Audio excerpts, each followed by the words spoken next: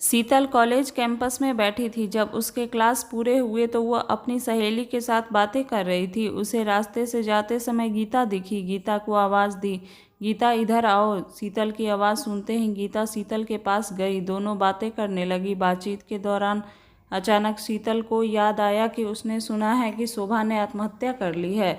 इस बारे में गीता से जानना चाहा। शोभा, शीतल और गीता दोनों कि यह बचपन की सहेली थी। गीता और शोभा दोनों एक दूसरे के पड़ोसी थी। शीतल दूसरे गांव में रहती थी। भले ही शोभा की 3 बार शादी की गई, लेकिन उसने आत्महत्या क्यों की, ऐसा सवाल शीतल के मन में आया। दरअसल वह अपनी प्यारी सहेली की आत्महत्या से बेहद दुखी थी। शोभा 9वीं कक्षा में थी तभी उसकी पहली शादी हुई थी। शोभा देखने में बहुत सुंदर थी। वह होशियार थी, शालीन और भविष्य के सपनों में रंगने वाली लड़की थी। उसने अपने जीवन में कई सपनों को चित्रित किया था, पर घर के लोगों ने उसकी ज़बरदस्ती से शादी करवा दी। शीतल के पास इतने सारे सवाल थे कि वह नहीं जानती थी कि गीता से कैसे पूछूं, लेकिन हर बात की सच्चाई जानना चाहती थी। और आखिर में गीता से पूछा कि शोभा ने आत्महत्या क्यों की।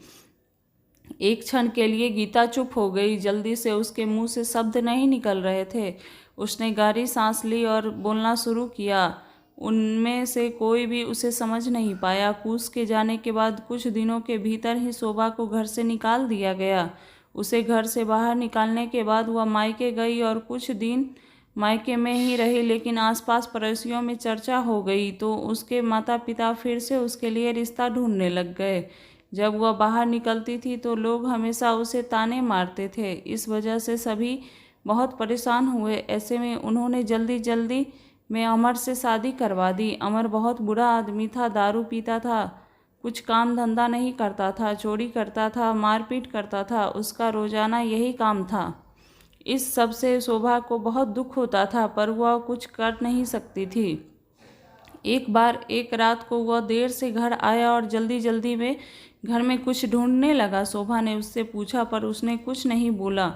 उसे जो चीज़ चाहिए थी वह उसे मिली नहीं। इस वजह से वह वहाँ से चला गया। शोभा रात भर उसकी राह देखती रही, पर वह आया ही नहीं।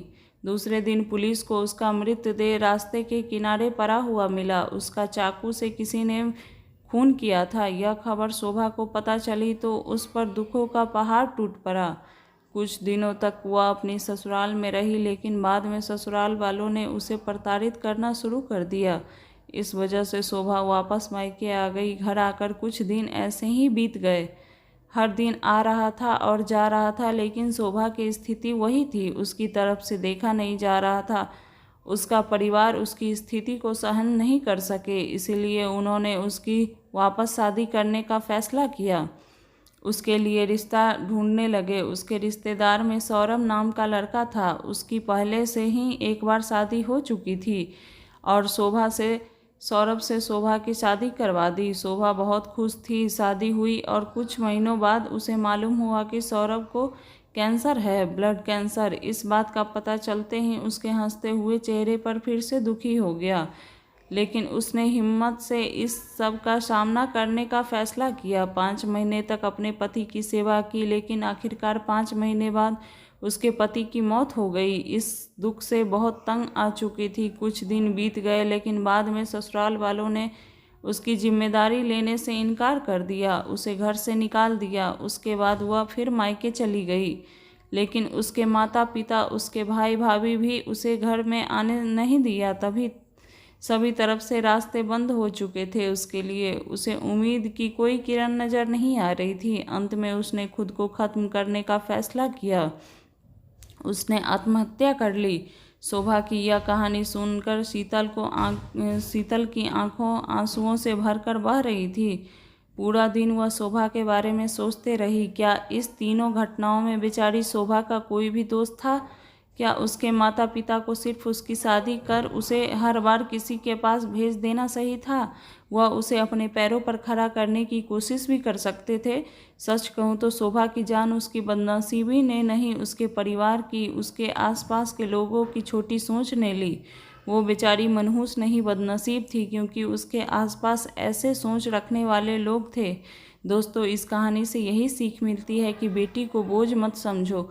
उसे भी अच्छी ज़िंदगी जीने का हक है। उसे पढ़ाओ लिखाओ, क्षमतावान बनाओ। आज अगर शोभा अपने पैरों पर खड़ी होती तो उसे अपनी जान ना देनी पड़ती।